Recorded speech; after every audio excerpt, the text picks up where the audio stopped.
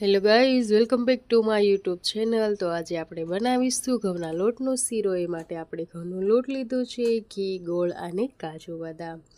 સૌથી પહેલાં આપણે ગરમ પાણીમાં ગોળને ઓગાળી લેવાનો છે। જેમ કે ગોળનું પાણી ગરમ થાય ત્યાં સુધી આપણે ગરમ કરીશું। અહીંયા પર 1 ચમચી ઘી લીધું છે અને એમાં આપણે બદામ અને કાજુ શેકી લેવાના છે।